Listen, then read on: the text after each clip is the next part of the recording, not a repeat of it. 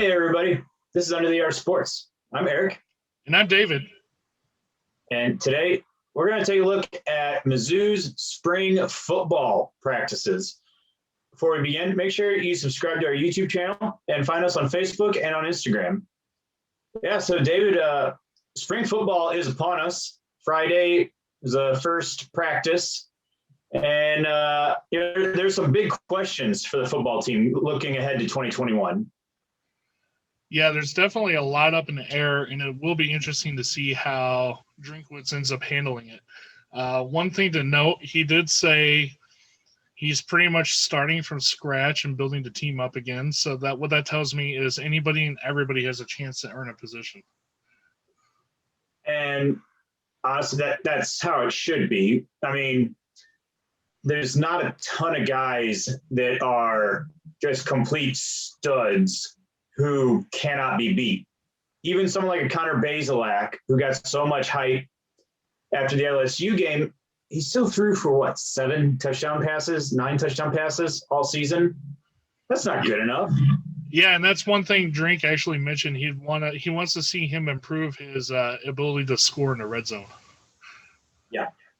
Now, speaking of scoring, let's take a look at wide receiver for the Missouri offense. Missouri has a lot of guys, just people who play.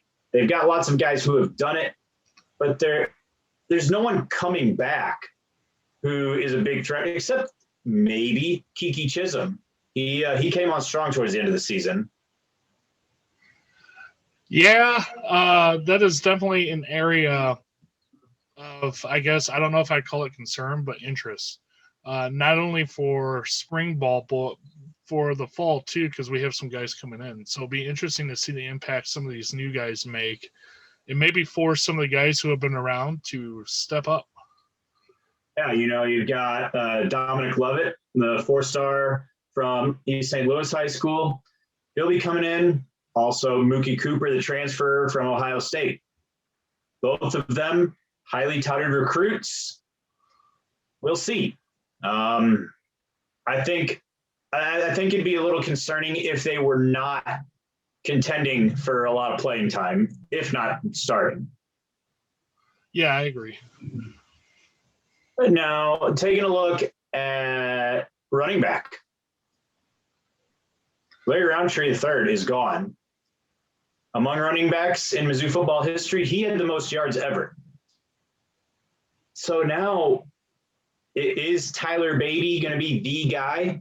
He's been the most dangerous out of the backfield as a receiver. But what do you think about him? He's a smaller back, not necessarily a power guy. If he has the line to open up the holes, he definitely has the speed and explosiveness to make huge plays. But kind of like you said, he was also used a lot as a passing back. And I think maybe the opportunity of a dual threat running back right there could be huge and could open up a lot of stuff for him and the offense in general.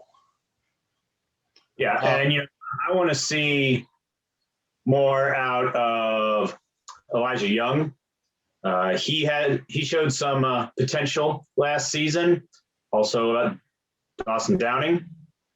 Can they step up in the spring and maybe give themselves a leg up toward being that power back to complement Beatty? Yeah, because I do think we need to find a power back, especially for goal line situations. So, yeah, on the other side of the ball, Nick Bolton, the heart and soul of the defense, maybe the heart and soul of the entire team. He's gone. At linebacker, what are you thinking? I know they have Blaze Aldridge coming in from Rice. And he's supposed to be a very talented linebacker. So I'm not going to say he's going to completely replace him. Nobody, I think, can replace Bolton for how good he was.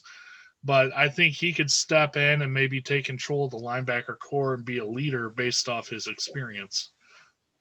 Yeah, I think you hit the nail on the head. No one person is going to step in and be Nick Bolton. You certainly can't assume that that's going to happen. So with Aldridge and with Devin Nicholson, I think those two guys are probably the most important linebackers in terms of stepping their games up to make up for the loss of Bolton. And staying on the defensive side of the ball, the secondary is going to be very interesting. You know,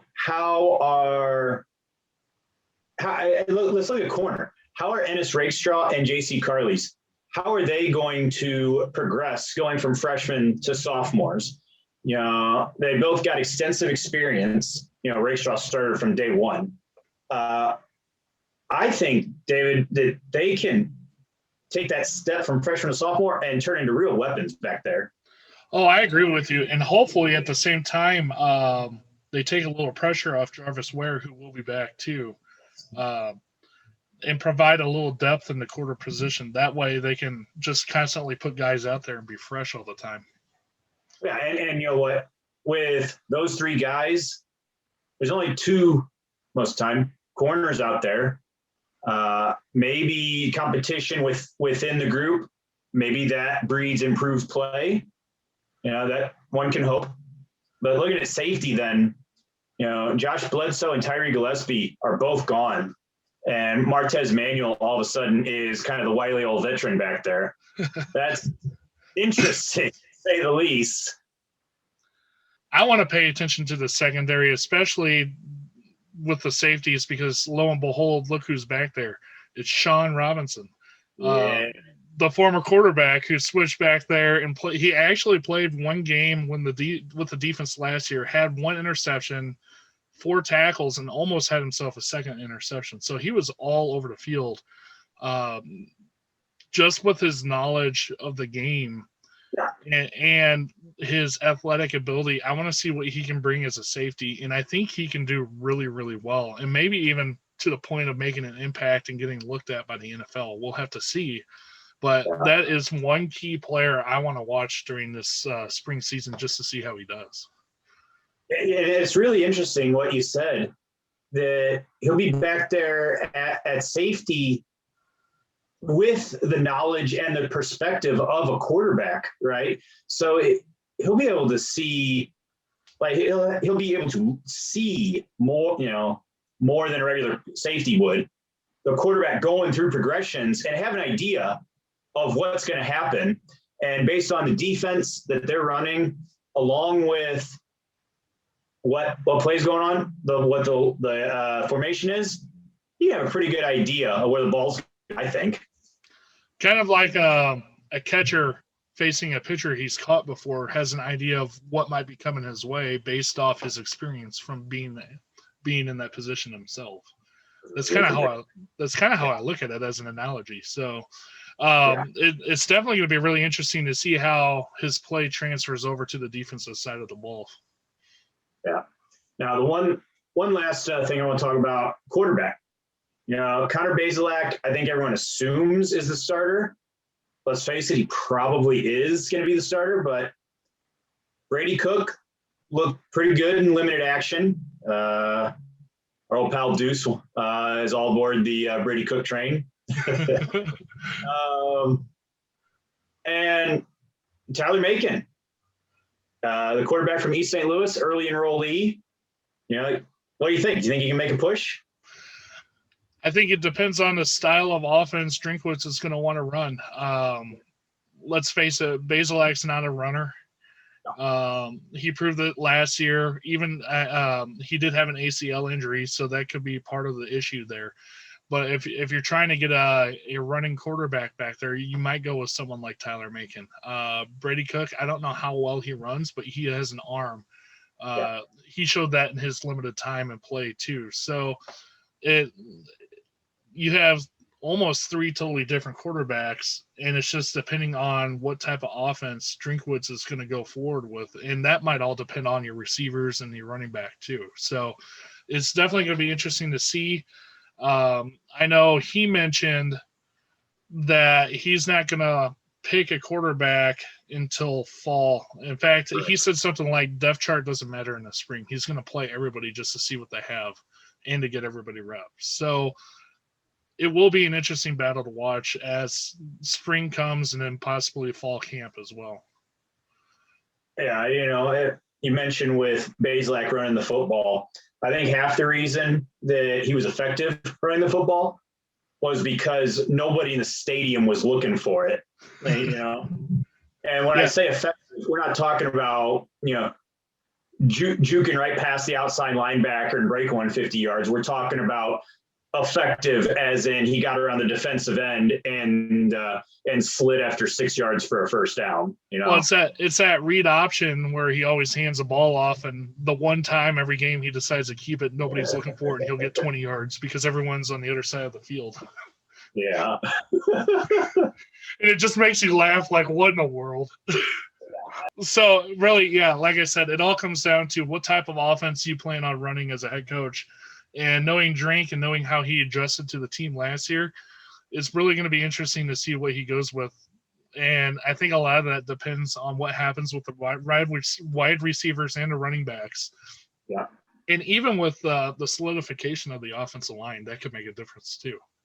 Yeah, if the O-line's garbage, they do lose Larry Borum. If they're garbage, or if the wide receivers aren't improved and the loss of Larry Roundtree hurts, maybe you have no choice but to put making it in there at least some of the time, just because the quarterback's going to be running for his life, or something to have the explosiveness. Well, you could look at something like throwing in the speed option or triple option or something like that with Macon because of his speed. I know Bazelak has supposedly ran the option unit when he was in high school, but he hasn't shown the speed in college to do that. So it's definitely going to be a fun spring team to watch this year. A lot of different storylines might come out of the spring. Anyway, with that to look forward to, this is Under the Arch Sports, and thank you for watching. See you guys next time.